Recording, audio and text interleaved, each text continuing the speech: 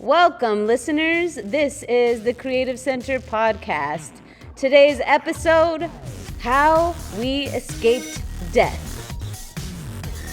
Many of our students have encountered health issues along their life's journey, and we'd like to share those with our audience about how they have overcome certain situations in their life. We have many discussions about it. I start off with our student, Eric. Eric, tell us about your mom's journey through delivering you.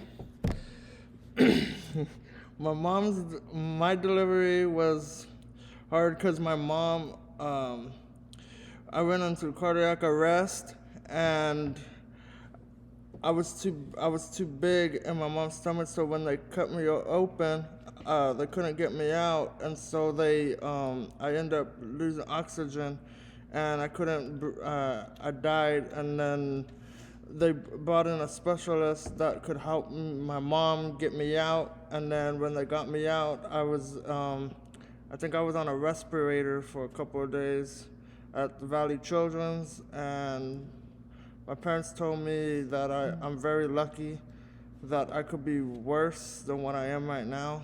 I could be in a wheelchair with different stuff, but right now I just have learning disabilities and comprehension stuff, but I'm going to get into it. Yeah, that's a heavy story, Eric. Very glad that you're still around with us. So you actually passed away in your mom's stomach. Yes. They brought you out and then they resurrected you? Yeah. So you're a mutant. Yes. So you're a frog.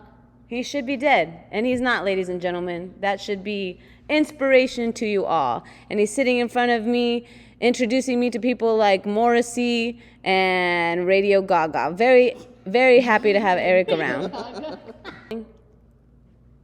My student Elizabeth, she's a triple threat. She sings, she dances, she acts. She almost died. Elizabeth, tell us about your childhood and things that you have gone through. Well, I had to go through with my dad killing himself and not having a father figure. And then when my sister died, my sister had epilepsy, and her boyfriend would beat her with the Kano stick, and he did witchcraft on her. And then my aunt abused me when before I came to the Creative Center, hit me with threw my head to the sink. And then my caretaker said that you're never going to follow your dreams at anything, and the only thing you're going to do is be picking up trash. Rude. Yeah, I want to slap her. Yeah. Elizabeth likes playing villains in our plays, and she's quite good at it. And we were discussing that that's a little bit of processing the trauma that you've been through. Yeah, How do you feel about playing villains? I love playing villains. Makes you excited? Yes, it's what I am. I am a villain. She's truly not. She's actually the sweetest girl ever. No, I'm not. I'm not. But she's overcome a lot. Yeah. And you still have a smile, and you still shine your light on stage, and for that we are grateful. Thank Yep. you for sharing your story, Elizabeth. Come check her out at the Creative Center shows. Or die. Oh, no, ski. Our student Courtney, theater student, played many villains and good people, Mrs. Claus in our last show. We were discussing her childhood as well. Courtney, share with us some of what you've gone through that you feel comfortable with sharing. Okay. When I was a little girl, my biological mother would have her guy friend come over and babysit me while she went to work, and while she was working, he would touch me inappropriately. He would hang me over the staircase because we had an apartment, and he would hang me by my arms and my legs over the staircase if I didn't listen to him and do what he said. You remember that, Courtney? That's dark. And your sister too? She wasn't around then. She wasn't born then. And how have you handled that mentally? How do you get through stuff like that? I I did therapy, and I talked to my therapist, and I did music, and I colored, and got through it with music, and music is what helped. You're quite the artist at the Creative Center. I think art has helped a lot of us move and work through these traumas that we have. I'm sorry that happened to you, but I'm so glad for your light. I'm glad for the light that you shine despite all of that, or in spite of it. The darkness did not win out. Thank you, Courtney, for sharing your story. My amiga Laura has Down syndrome. She's an actress.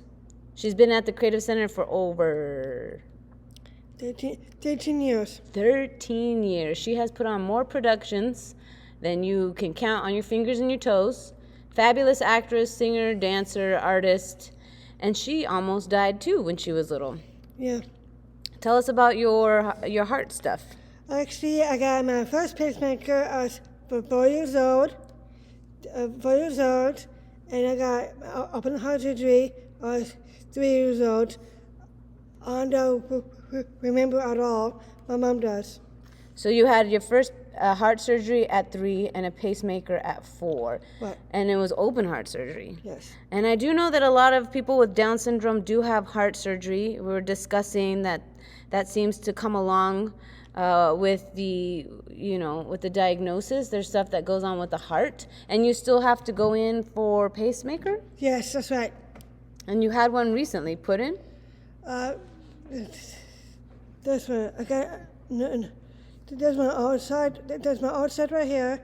There's my nose side over here, this corner. So Laura has 3 scars on her chest. The one on her right side has a kind of a divot in it because it got infected, the pacemaker. This one, yes. And it spread through from all the way down to your chest up to your neck. Did it hurt? No, it doesn't hurt at all. It didn't, but did it hurt when it was infected? It did. And then they went and took the pacemaker out? That's right. And then they I put didn't affect it at all. I was sound asleep. You were sound asleep when they had the surgery, and then they put it on the other side. But sometimes when my doctors, I ask my doctor to play music for me, to listen to New Kids on the Block for me. New Kids on the Block. Laura has the best collection of New Kids on the Block, memorabilia, and every single one of the dolls. I enjoy visiting Laura because her room is fabulous. She recorded me and Jeff. Jeff like Michael Jackson. I like New Kids on the Block. Yes. Her boyfriend Jeff is a fabulous Michael Jackson impersonator. And Laura is a New Kids, new fan. What is it called? It's a fangirl. She's a fangirl for New Kids on the Block. New Kids on the Block. I've been a fan for 22 years. She's been a fan for 22 years. So if you are anybody who has connections to New Kids on the Block, Laura would love to meet them and give them a big old hug. Jared, our resident comedian. An actor and ceramicist. Ceramicist? Is that how you say it? He makes excellent bowls out of ceramics. Jared, should you be dead? Yeah, I think I should be dead because I had a very bad kidney infection and I ended up in the hospital, and I was sick for a few days and I had to be in the hospital for almost a week. Dang. And then God healed me and took me out, and thankfully I was alive, and thankfully I'm here now. Nice. Jared plays a zombie in our Creative Center Ghost Story on YouTube. Check that out. You can see him there. Jared, what is something difficult that you have lived through in your past?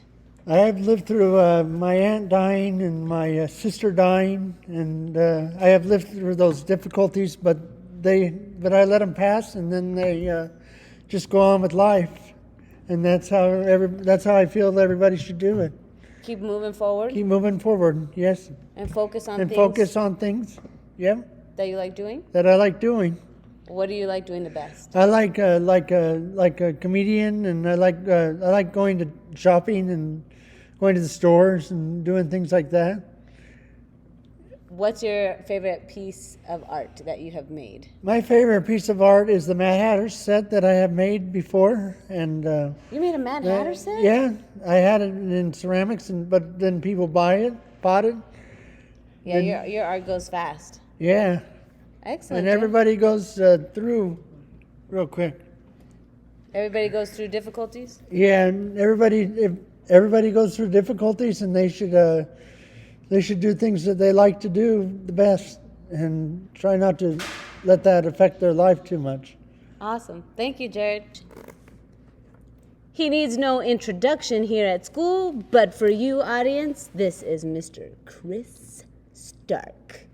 He is our resident anime expert. He knows a lot about Eastern mythology. He's taught me a lot about dragons, which I love. And he has a beautiful voice, can act, sing, played a billion different roles at the Creative Center, and also has a pretty heavy background he was sharing with us earlier. Chris, your childhood, fill the audience in on what you have overcome. When I was 6 months old, not even a year, my biological parents, I'm not even sure how they did it. It was never shared, but they damaged my optical nerve. And when they did, and when we took a PT scan or the more advanced version, it showed that I could have been brain dead. But in other words, stuck on a bed, not even capable of doing anything. A vegetable. Exactly. And that's just the beginning. My childhood from 94 on was pretty much hell. I lost my father, who I looked up to, and a year after that, another close relative. I got in trouble for grieving, basically, at school. And so what did they do? They put a hands-off policy on me and let everybody else roam around touching people. You weren't allowed to hug anybody or touch anybody? Nope, yet everybody else was. And when I touched somebody, he sexually assaulted me. And so what happens? They send me to Dennis Dobowski, who happens to be a juvenile counselor. Is this what type of counseling someone in grieving needs? No, they need a grieving counselor. So you're also, what's your eyesight like, Chris? What can you see? What can you not see? The area of sight that's blocked off to me is my peripheral vision, and I do need help with long distance as well. Okay. So there's times where I was like, where I wasn't even knowing what was going on. The instant where I was told, oh, he sexually assaulted me, someone was this close to me. I'm short at the time, not my current height. I pushed him away, like, get away from me. My hands just happened to touch someone's, you know what? Breast area? Yeah. Oh no, he assaulted me. How am I supposed to know that? I'm in my single years. I'm not even aware of what they are. Was it a girl? Yeah. Oh, and you, A full-grown woman. oh, and you couldn't see very well, right? Yeah. Oh my goodness, Chris. So people didn't really have any idea of what was going on inside of you, Exactly. and you ended up getting in trouble for it. Yeah. From counting from 8 mind you, 8 years old, all the way up to 18. And did that help you? For one thing, it made me afraid of sirens and everything else, because I was told, should I ever see you again, you're going straight to juvenile hall. What? At 8 years old, they told you that? Yep. Oh my holy moly, Chris. I'm so sorry. I'm so sorry. What a trippy childhood experience. And when we moved down to LA, he's not allowed to leave the county. It got that bad, huh? Yep. And I can tell you, audience, Chris doesn't have those kind of bones in his body. He's not an assaulter and not somebody that would ever want to hurt anybody else. It is hard to watch some of my students and listen to some of their stories about their childhoods and people misunderstanding them. So that is the reason for this podcast, why we want to get it out there, to tell the audience, to share with people a different perspective, so that maybe when you're around people with different abilities, you can help others around them understand what's going on a little bit better. And Why would a history buff like me even want to do something like that? No, I don't believe that's what you were doing. It's just a lot of misunderstanding. Hopefully we move past that in our human collective. Thank you, Chris, for sharing. That's why I turned to anime and the Eastern cultures of Japan. They are known as the most respectful country in the world. I see. I love it. Thank you for sharing, Chris. This is Kara Lee. She just had a part in our spring show, The Path to Jubilee. Very proud of her. And Kara Lee has also been sharing about some of her life experiences and how there's been times when she has felt she shouldn't be here or be alive.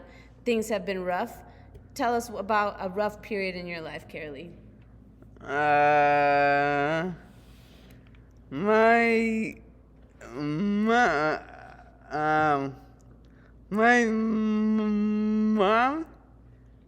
when I was born, I think I was raped first, but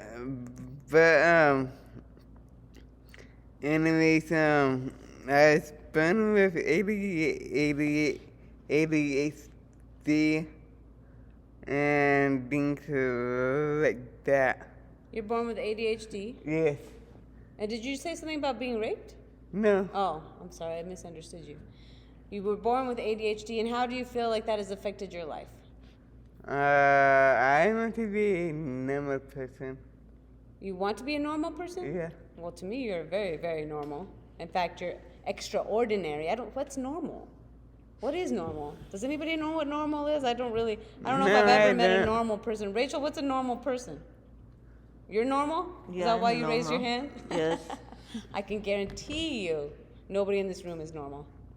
Whatever that is. No one's perfect. No, exactly. No one's perfect.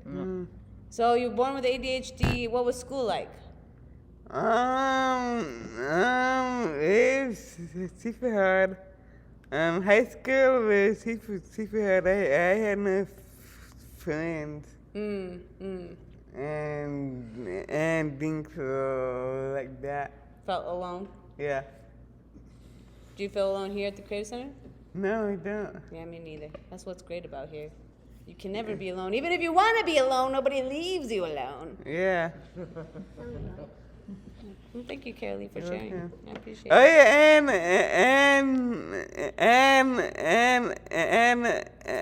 I love Mamma Mia.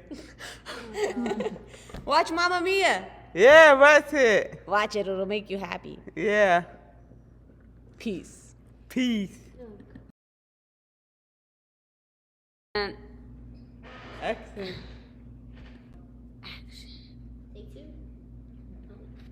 Take two. Take three. Take first. Ladies and gentlemen, I am here with Jason, our red-headed pirate son of a gun.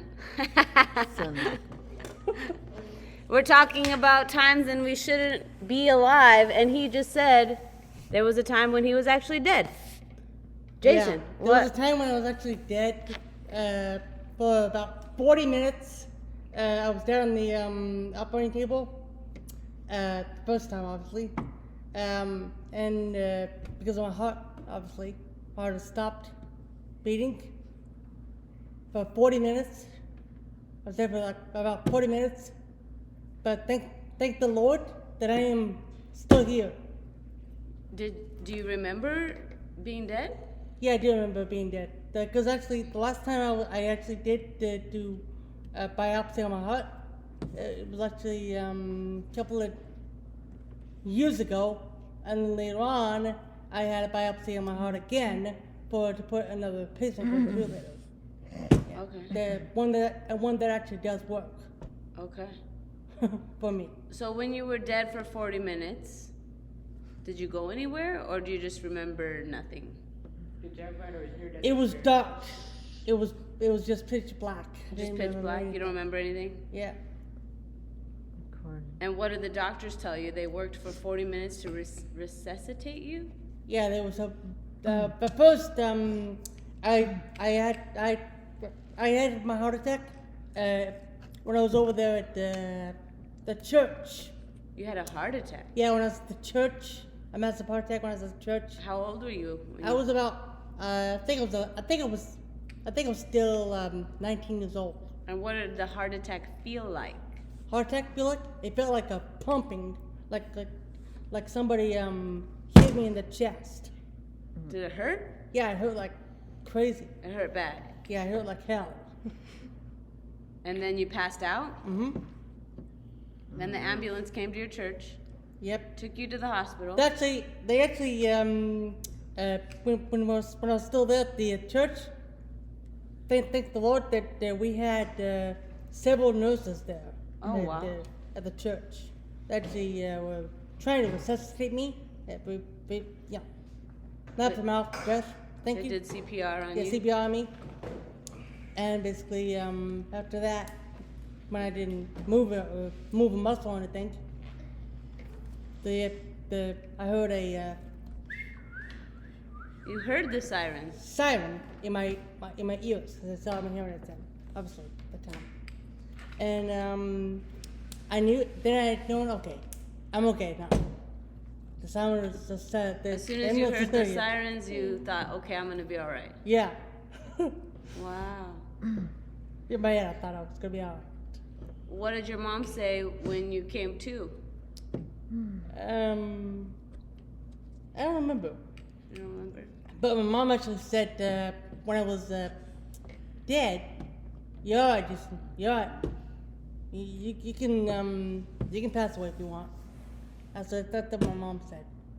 I remember. That's a lovely gift of your mom to give to you, because sometimes people don't want to leave because they don't want to leave people behind. But sometimes when you give permission, it's okay for you to go, then you can be released into that other world. But I wasn't ready. You weren't ready. No, I wasn't ready to go. You had a lot to do. Mm-hmm. Got A lot to do. Got a lot Oh, of yeah. pirate songs to sing. You got things to do on stage. No. Enough with the pirate songs, obviously. Obviously, I'm not a real pirate. In my mind, you're a real pirate, dude. Really? Yeah. Okay. A redheaded pirate. A redheaded pirate, man. You're on the high seas. Redbeard. Redbeard, taking over ships and bringing them to the Lord. Yeah. Ah. Hi. How do pirates go? Hi, matey. Ah, Mitchie, shimmer timber. Shiver me timbers. It depends on the region. Certain pirates are from different Where are you areas. gonna get? There's the river pirates of China. There's